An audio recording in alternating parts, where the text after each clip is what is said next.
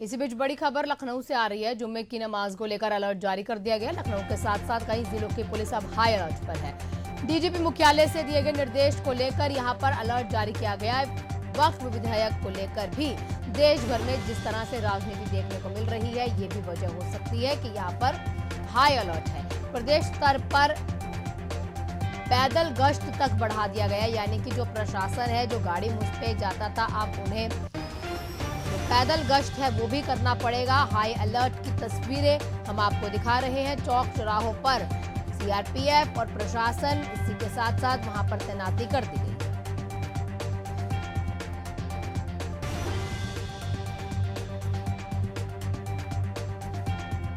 उत्तर प्रदेश में ज्यादा तस्वीरें इसलिए सामने आती हैं क्योंकि वक्फ की सबसे ज्यादा जमीन अगर कहीं पर है तो वो उत्तर प्रदेश में ही है।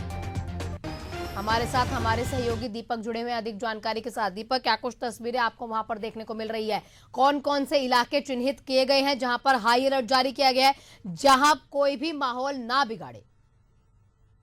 निश्चित तौर पर देखिए, आना अगर बात करें तो लोकसभा में जिस तरह से संशोधन बिल पेश हुआ हो, चाहे दोनों सदनों की बात कर ले, लोकसभा राज्यसभा, तो दोनों सदनों में आधी रात को बिल पास हो चुका है। और उसके बाद कहीं ना कहीं पहली बार ये जुम्मे की नमाज पढ़ रही। इसको लेकर योगी आदित्यनाथ की जो सरकार है वो लगातार कहीं ना कहीं सुरक्षा व्यवस्था का जायजा ले रही। बता दें कि उत्तर प्रदेश के मुख्यमंत्री योगी आदित्यनाथ ने अपने अधिकारियों को दिशा निर्देश दे रखा है, आदेशित और निर्देशित भी कर रखा है कि किसी भी तरीके से कोई कोताही ना बरती जाए, सुरक्षा व्यवस्था चाक चौबंद की जाए। और इसी को लेकर कहीं ना कहीं उत्तर प्रदेश के डीजीपी प्रशांत कुमार के निर्देशन में भी कहीं ना कहीं सुरक्षा व्यवस्था का चाक चौबंद किया जा रहा है। वहीं बात कर ले राजधानी लखनऊ के जो पुराने इलाके हैं, राजधानी लखनऊ के जहां बड़ी संख्या में अल्पसंख्यक समाज निवास करता है, वहां पर कहीं ना कहीं सघन अभियान चलाया जा रहा है। ड्रोन कैमरों से निगरानी रखी जा रही। सुरक्षा में किसी भी तरीके से कोई चूक ना हो, इसको लेकर समय समय पर गाइडलाइन जारी की जा रही है पुलिस के द्वारा। चाहे स्थानीय पुलिस की बात कर ले, पीएसी जवानों की बात कर ले,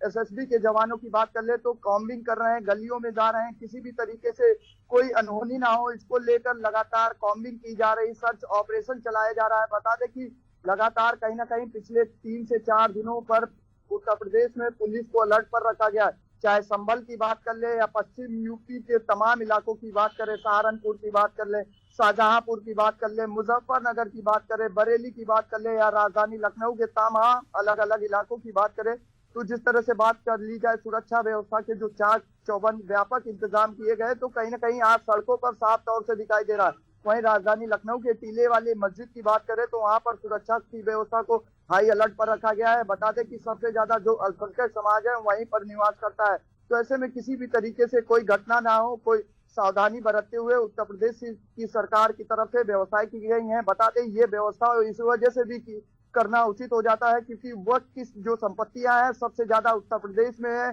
सबसे ज्यादा जिम्मेदारी उत्तर प्रदेश सरकार की है। तो ऐसे में सुरक्षा व्यवस्था की भी जिम्मेदारी कहीं ना कहीं उत्तर प्रदेश सरकार की ही है। दीपक, क्या तस्वीरें आपको वक्फ संशोधन बिल को लेकर देखने को मिल रही है? क्या वहां पर कुछ समाज के लोग हैं वक्फ में जो संशोधन हुआ है उसके लिए, या ऐसे कुछ पहलू हो सकते हैं जिसके वो खिलाफ हो सकते हैं? देखिए, अगर आहाना बात कर ले तो कुछ लोग पक्ष में है।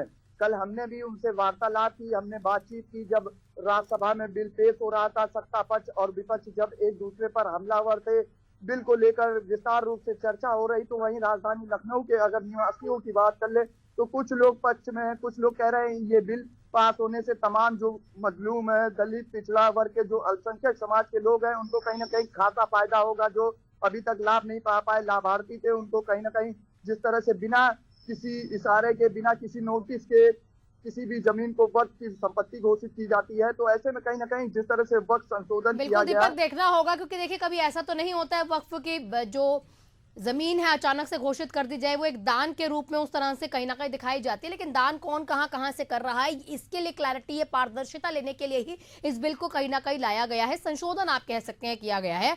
दीपक, आप नजर बनाए रखेगा, आपसे लगातार अपडेट लेते रहेंगे। शुक्रिया आपका।